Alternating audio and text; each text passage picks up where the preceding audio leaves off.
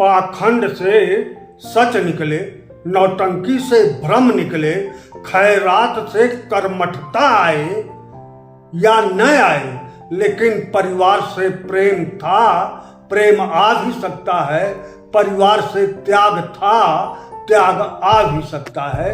यह परिवारवाद से परिवारवाद को हटाने के लिए नौटंकी, पाखंड और खैरात जो कर रहे हैं या जो हो रहा है, उससे देश का भला नहीं होने वाला।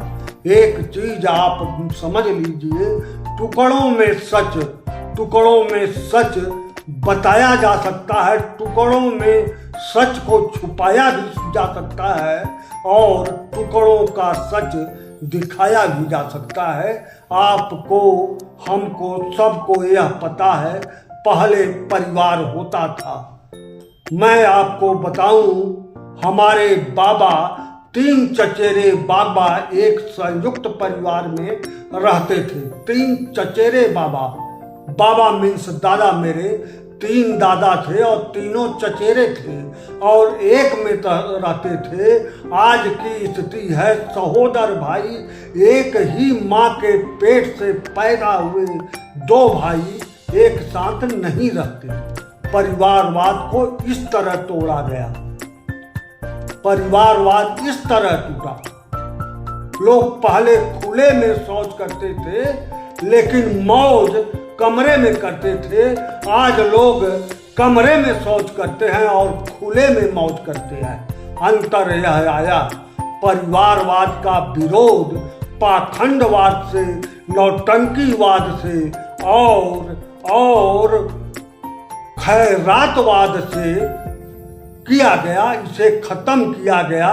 लेकिन परिवार, अगर परिवार है तो परिवार में प्रेम था, प्रेम आ भी सकता है। त्याग था परिवार में, त्याग आ भी सकता है। परिवारवाद के 2 प्रधानमंत्री अपने देश के परिवारवाद से निकले। 2 प्रधानमंत्री अपने देश के, इंदिरा गांधी और राजीव गांधी, परिवारवाद से निकले, लेकिन देश के लिए दोनों की हत्याएं की गई। आप समझिए, मणिपुर बहुसंख्यकवाद से जल रहा है। यही चीज कभी पंजाब बहुसंख्यकवाद से जल रहा था, जिसको रोकने में इंदिरा जी की हत्या हो गई। आप इस चीज को सोचिए, परिवारवाद की राजनीति सही नहीं है। यह मैं भी कहता हूं, आप भी कहते हैं और देश ने माना, लिहाजा कांग्रेस को सत्ता से बाहर का रास्ता दिखाया। परिवारवाद का समाजवादी पार्टी उत्तर प्रदेश में जनता ने समझा और उन्हें बाहर का रास्ता दिखाया। लेकिन परिवारवाद हमेशा बुरा हो, यह सिर्फ ओछी मानसिकता का परिणाम है। परिवारवाद बुरा हो सकता है, लेकिन हमेशा बुरा नहीं हो सकता। परिवारवाद इसलिए आता है कि डॉक्टर का लड़का अच्छा डॉक्टर हो सकता है, इंजीनियर का लड़का अच्छा इंजीनियर हो सकता है, क्योंकि उसके रगों में वंशानुगत गुण आ सकता है। ऐसा धर्मशास्त्र भी हमारा कहता है। एक पिता को पुत्र के पास नाक, आंख, ओठ, गाल, बोल, भाषा सभी कुछ पड़ता है, तो वंशानुगत राजनीति, अच्छी राजनीति भी वंशानुगत आ सकती है। लेकिन एक परिवारवाद का विरोध करने के लिए पाखंडवाद, नौटंकीवाद और खैरातवाद की जो राजनीति अपने देश में चली, यह भी देश हित में नहीं है। परिवारवाद की बात पर मुझे याद आता है, अपने आदरणीय प्रधानमंत्री नरेंद्र मोदी के 14 भाई हैं, ऐसा मैंने कहीं पढ़ा। 14 भाई हैं, कुछ उनके सहोदर, कुछ मामा के, कुछ फूआ के, कुछ फूफा के, मिला के 14 भाई हैं प्रधानमंत्री हमारे आदरणीय नरेंद्र मोदी जी। और 14 के 14 भाइयों में 5-7 तो गुजरात भर्ती बोर्ड के अध्यक्ष हैं और सभी 14 भाई करोड़पति से ऊपर हैं। यह परिवारवाद नहीं है। अगर परिवार को, क्योंकि परिवार तोड़ने की जब प्रक्रिया शुरू हुई तो उसमें से परिवार से भाई सरकार ने निकाल दिया। परिवार का मतलब, अगर आपको सरकारी नौकरी मिलती है तो आपका परिवार केवल पत्नी और आपके बच्चे हैं। इसलिए आदरणीय प्रधानमंत्री जी के पत्नी और बच्चे तो थे ही नहीं, पत्नी है भी नहीं भी है, इसलिए उनके वो सोचे कि मेरे ऊपर परिवारवाद का आरोप नहीं लगेगा, क्योंकि भाई परिवार में नहीं आते। अब 16 के नहीं 14, मैंने कहीं पढ़ा है, मामा फूफा के मिला के आदरणीय प्रधानमंत्री जी के 14 भाई हैं, उसमें 6 या 4 या 3, मैं कोई इसलिए पूरा नहीं बताता हूँ, मैं सबूत देने की जरूरत नहीं समझता अपनी बातों के लिए। जो सत्य है वो सबूत है। उसमें से प्रधानमंत्री के जो भाई हैं उसमें से कई भर्ती बोर्ड, गुजरात भर्ती बोर्ड के अध्यक्ष हैं। अमित शाह के बेटे जय शाह भी कुछ है। यह परिवारवाद नहीं है। सोनेलाल मर गए, विधायक नहीं बने, लेकिन उनके पुत्रियां और दामाद सब लोग विधायक और मंत्री हैं। यह भी परिवारवाद नहीं है।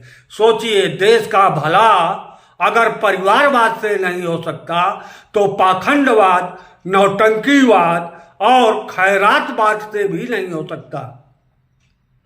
हमारे आदरणीय प्रधानमंत्री जी मुफ्त में गेहूं चावल, मुफ्त में गैस सिलेंडर, किसानों को पैसा, मुफ्त में आयुष्मान कार्ड, मुफ्त में फलाने कार्ड तमाम दे रहे हैं। यह खैरातवाद भी देश का भला नहीं करेगा। परिवारवाद का मुकाबला करना है तो त्यागवाद से मुकाबला हो सकता है, जो परिवारवाद से आता है। जहां परिवार है उसी में त्याग है। आप संयुक्त परिवारों की स्थिति देखिए, आज के परिवारों की स्थिति देखिए। अगर परिवार केवल बाप और बेटा माने जा रहे हैं, पत्नी माने जा रहे हैं, तो इसमें भी एकता, त्याग, प्रेम नहीं रह गया। आज बाप से बेटा अलग हो रहा है, बेटे से बाप अलग हो रहा है। ऐसे तमाम उदाहरण हैं। जाते जाते मैं आपको एक छोटा सा उदाहरण, मैं चूंकि कहा हूं टुकड़ों में सच, टुकड़ों का सच मैं एक बता रहा हूं आपको कि हमारे गांव में एक फौज से रिटायर व्यक्ति आए। उनके बाल बच्चे नहीं हुए थे, उनके पास बाल बच्चे नहीं थे, उनके पास केवल एक पत्नी थी, केवल एक पत्नी थी। मैं इसलिए कह रहा हूं कि कोई और रखैल नहीं रखे थे। गांव वालों ने सोचा इनके बाल बच्चे नहीं हैं तो इनको प्रधान बना दिया जाए। प्रधान बना भी दिए। एक गांव का विकास करेंगे, गांव का विकास दिए, प्रधान हो गए और हमारे गांव के प्रधान हुए। लेकिन इतना झूठ गप बोले कि पूरा गांव उबिया गया 5 साल में। नतीजा यह निकला कि उनके उबन के झूठ के उबन से इतना झूठ बोले प्रधान जी 5 साल।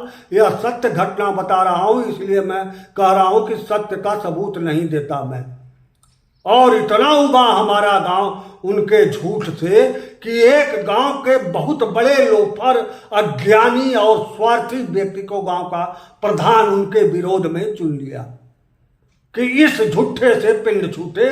तो एक बहुत बड़ा बेईमान स्वार्थी व्यक्ति को प्रधान बना दिया गांव वालों ने। खैर, यह एक गांव की बात थी, इसलिए गांव संभल गया। लेकिन देश की जब बात होती है तो ऐसी गलतियां नहीं होनी चाहिए। यह आज पूरा देश मुझे अपने गांव जैसा दिखाई दे रहा है, जबकि मेरा गांव पूरे देश जैसा दिखाई देना चाहिए।